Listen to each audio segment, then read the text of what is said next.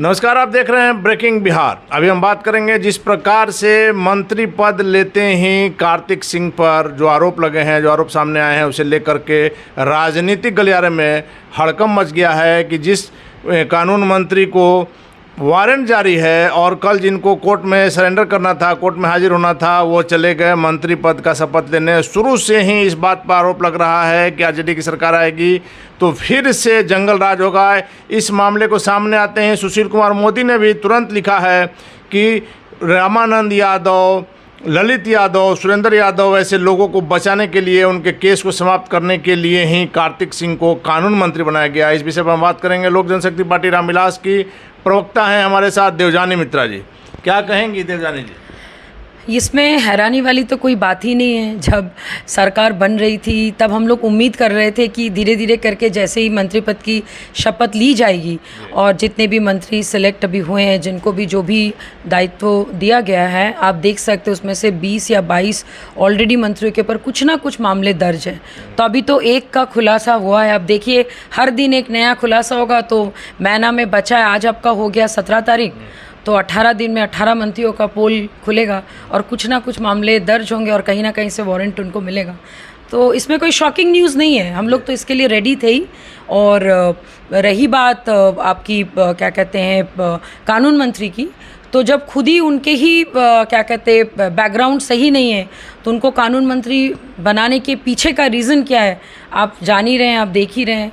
Honourable Sushil Modi ji ने जो कहा है सो तो बात सही है। इसके अलावा भी और कितने मामलों को दबाने के लिए उनको मंत्री बनाया गया, ये तो वक्त ही बताएगा। मैडम, इन दिनों लगातार जब से महागठबंधन की सरकार बनने की कवायद शुरू हुई है, सुशील कुमार मोदी जो साइलेंट मोड में रहते थे अचानक से एक्टिव हो गए हैं। कल भी उन्होंने ट्वीट किया था, कल भी उन्होंने अपने सोशल अकाउंट में लिखा था कि जिस प्रकार से मंत्रियों ने शपथ ली है, जंगल राज की सुगबुगाहट हो रही है, लोगों में एक भय का माहौल हो गया।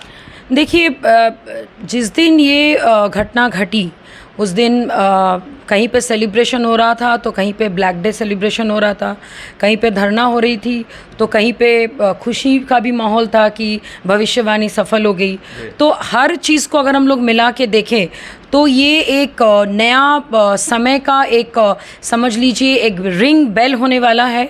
और रही बात सुशील मोदी जी की, वो इसलिए चुप थे कि वो बैठ के हो सकता है तमाशा देख रहे थे कि समय आने पर अपना चुप्पी खोलेंगे। अभी तक देखिए नीतीश कुमार जी जो अचानक से जो अपना पलटा वार करके महागठबंधन में चले गए, अभी तक तो हम लोगों ने ऑनरेबल पीएम का कहीं पे कोई उनकी कोई टिप्पणी नहीं सुनी है कि नहीं। तो इसका मतलब ये नहीं कि भाई जो लोग शांत बैठ गए या फिर लोग बहुत खुश हैं। कहीं ना कहीं अंदर में एक हलचल, एक तूफान चल रहा है। और ये कहते हैं ना कि बहुत बड़ा तूफान आने से पहले जैसे बादल इकट्ठा होता है, वही समझिए कि राजनीतिक बादल का एक जो गहराव है वो चीज़ बदल रहा है। और आई एम श्योर कि हम लोग दुर्गा पूजा को बहुत मान्यता देते हैं, दुर्गा उत्सव बहुत इससे मनाते हैं कि भाई उसमें महिषासुर का वध होता है और वो एक माँ के द्वारा ही होता है। तो हमारा देश भी भारत माता ही है। तो आई एम श्योर कि हमारे दुर्गा पूजा से पहले ही या दिवाली से पहले ही आप लोग को फिर कुछ अच्छा गुड न्यूज़ मिलेगा, जिससे कि आप लोग को फिर लगेगा कि कोई कुछ बड़ा होने वाला है, जिसको हम लोग बंगाली में बोलते हैं खेला होबे। मैडम, 2 दिनों पहले जिस प्रकार से सोन में घटनाएं हुई हैं, खुलेआम दिन में 4 नाव पर सवार होकर 150 से 200 आदमी आते हैं, गोलीबारी होती है, थाना पुलिस का कहीं खबर नहीं रहता है, और 8 से 10 मशीनें, पोकलेन मशीनें जिनकी कीमत करीब 75 से 80 लाख है, आग के हवाले कर दी जाती है और उसे देखने वाला सुनने वाला कोई नहीं है। देखिए, ऐसा नहीं कि देखने वाला सुनने वाला कोई नहीं, ये इसको कहते हैं कि आँख बंद कर लेना।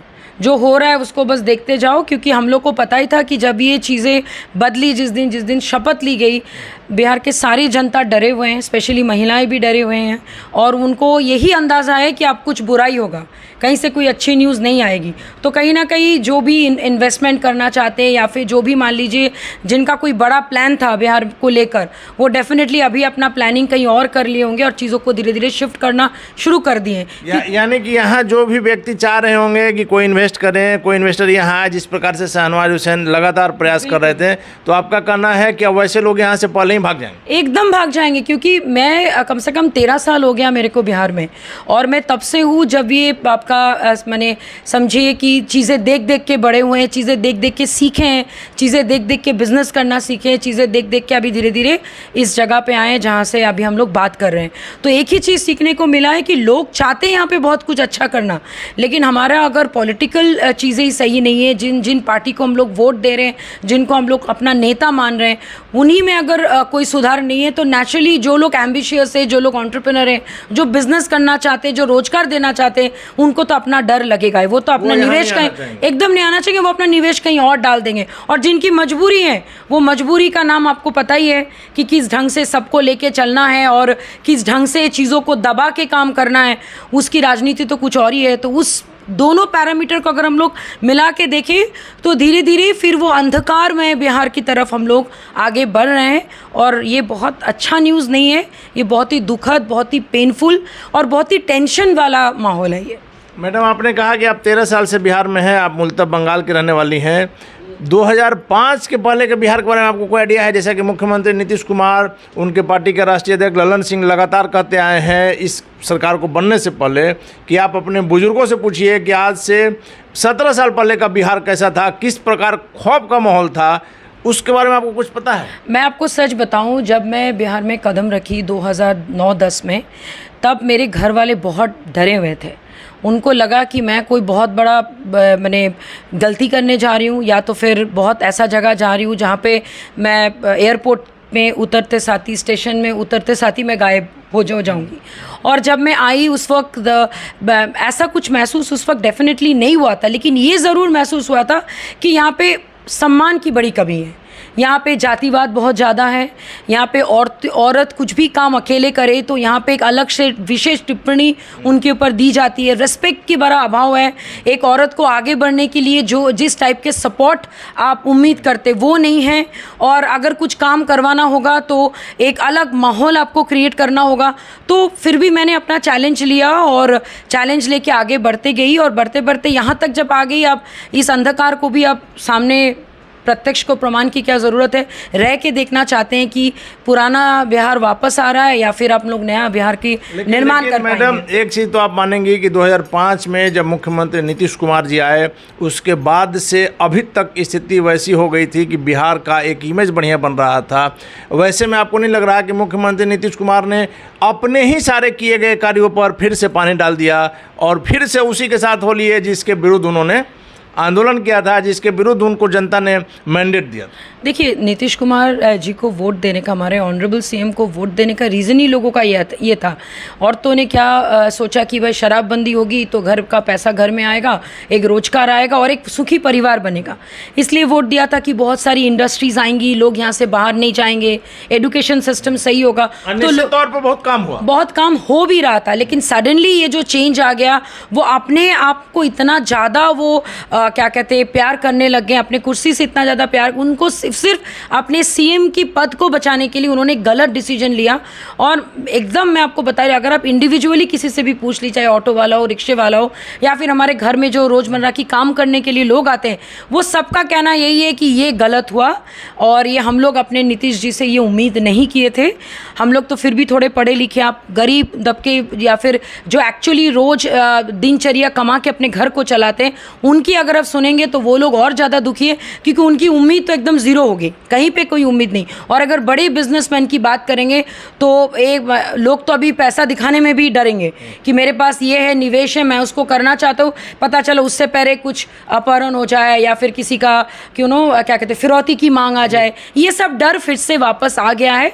ये चीज़ को ख़त्म करने के लिए बहुत सारी चीज़ों की परिवर्तन आना ज़रूरी है, और मुझे लगता है कि ये परिवर्तन आना अब शुरू होना चाहिए। और इसके लिए आप देख ही रहे कि मंत्री पद के शपथ लेते साथ ही कानून मंत्री के ऊपर ऑलरेडी केस जो था वो सबके सामने आ गया। मैडम, आखिरी सवाल है कि जिस प्रकार से कांग्रेस से लेकर के आरजेडी से लेकर भाई वीरेंद्र नाराज हैं, कांग्रेस में आपने देखा होगा 4 की जगह 2 मंत्री बनाया गया, अजीत शर्मा वैसे कद्दावर नेता को नहीं बनाया गया।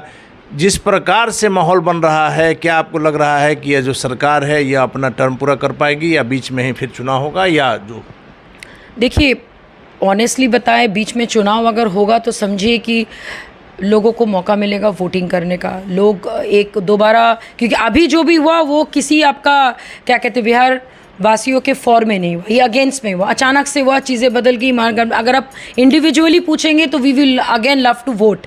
सबको वोट देने का मन है कि हम लोग अपने हिसाब से सरकार बनाएं और अपने हिसाब से जो हम लोग सोचे थे उस सरकार का नियम अभी करें। की सरकार जिसको वोट दिया और जिसके अगेंस्ट में दिया, दोनों तो एक साथ, दोनों एक ही साथ है। तो ये तो समझिए किसी के मतलब हमारे हित में तो कुछ नहीं हुआ ना, जनता के हित में तो कुछ नहीं हुआ ना। तो जनता के हित में करना है तो जनता के बीच फिर से वोटिंग होनी चाहिए। और भगवान करे कि मिड टर्म इलेक्शन, जैसे कि हमारे राष्ट्रीय अध्यक्ष जी हमेशा बोले, उनकी भविष्यवाणी हमेशा सही हुई है, मुझे लगता है कि ये भी बहुत जल्द पूरी होने वाली है।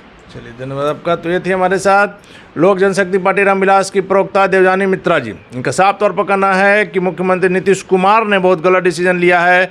निश्चित तौर पर 2005 के बाद का बिहार जो है वो अच्छी तरफ जा रहा था। बिहार की इमेज बाहर में अच्छी बन रही थी। मुख्यमंत्री नीतीश कुमार, उनके राष्ट्रीय अध्यक्ष ललन सिंह का भी कहना था कि आज से 17 साल पहले का बिहार क्या था। आप अपने बुजुर्गों से पूछिए, गांव के बुजुर्गों से पूछिए, जहां भय का माहौल था, और वैसे में उसी भय के साथ फिर मुख्यमंत्री नीतीश कुमार का मिल जाना निश्चित तौर पर जनता के मन में एक अज्ञात भय को जन्म दे रहा है। आगे क्या होगा देखना काफी दिलचस्प होगा। फिलहाल आप बने रहे ब्रेकिंग बिहार से।